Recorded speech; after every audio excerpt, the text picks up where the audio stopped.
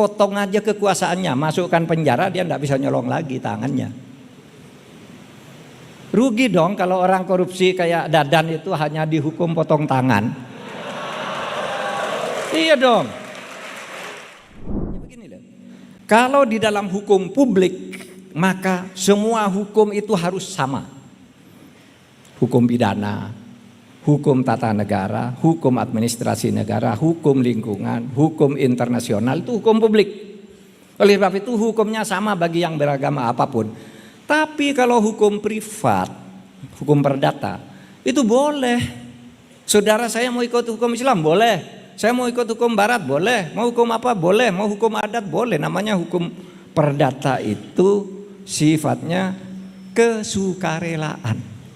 Kalau hukum publik, kewajiban.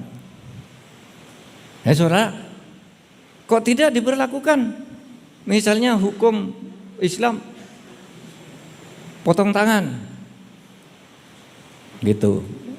Sekarang hampir tidak ada ya kecuali Saudi Arabia yang melaksanakan hukum potong tangan itu. Di negara-negara lain tidak tuh. Ya penjara gitu aja. Mungkin ada beberapa negara, tapi pada umumnya negara-negara Islam juga tidak pakai hukum potong tangan. Karena itu fikih kemudian yang digunakan apa? As-sariqu was-sariqatu faqta'u aydahuma. Potonglah kedua tangannya secara berseling. Kata tangan ini kalau diartikan letterlek yang mencuri gini potong tangan. Padahal tangan itu artinya kekuasaan juga. Mar'a minkum mungkaron falyughayyirhu biyadihi.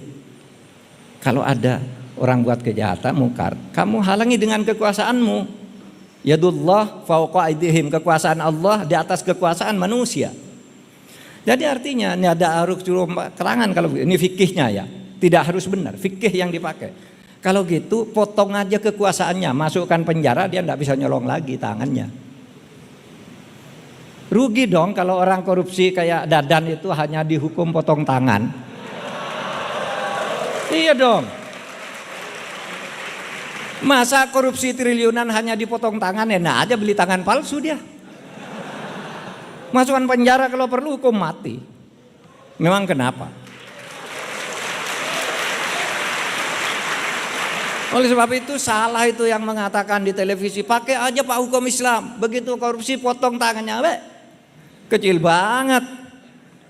Korupsinya triliunan hanya potong tangan. Di Mekah tuh banyak orang dipotong tangan tuh kalau saudara naik haji umroh. Itu dipotong tangannya sampai 2 karena sesudah dipotong masih mencuri lagi, potong lagi satunya. Artinya potong tangan itu tidak lantas menghentikan orang mencuri. Oleh sebab itu yang dipotong tidak diberi akses tuh tangannya, masukkan penjara aja agar tidak menandatangani cek, kan gitu. Gitu.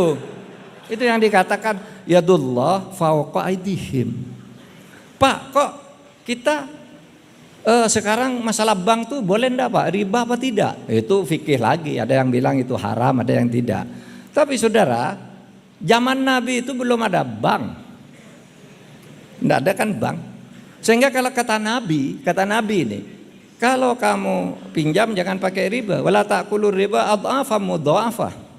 Sesungguhnya di dalam ayat lain tuh jarang siapa makan riba berdirinya terhuyung-huyung seperti setan.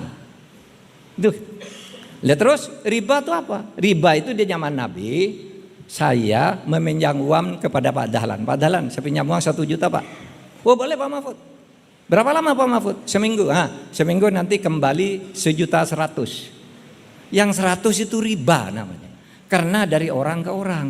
Nah di zaman modern ini orang minjam uang ke bank, bank itu dikelola oleh negara, keuntungannya dikelola untuk masyarakat. Masyarakat lain yang ingin pinjam, yang ingin nabung sebagainya. Lupa kan dikorupsi juga ya, kalau dikorupsi dihukum yang koruptor. Tapi prinsipnya zaman Nabi itu belum ada bank, sehingga riba itu artinya pinjam dari orang ke orang. Oh Pak, itu yang penting substansinya bertambah Pak, anunya gitu. Nah itu fikih lagi. Saudara, yang kita perdebatkan selama ini kan fikih sebenarnya. Yang fikih itu kan berbeda-beda. Apa tuh? Ibnul Qayyim, la yungkaru taghayyurul ahkam bi taghayyuril azman wal amkan wal awaid. Fikih itu selalu berubah sejak zaman Nabi sampai zaman Nabi misalnya. Yang dikatakan negara tuh kepala eksekutifnya Nabi, legislatifnya Nabi bersama Allah, ya kan? Negara zaman Nabi. Yudikatifnya Nabi, tidak ada hakim, tidak ada menteri, tidak ada apa. Sesudah Nabi wafat dibagi-bagi, iya kan? Ada yang diangkat menjadi hakim, ada yang diangkat menjadi bendahara negara dan sebagainya. Sudah beda karena zamannya berubah.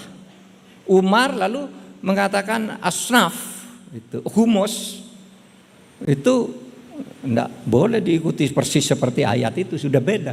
Nah itu fikihnya Umar.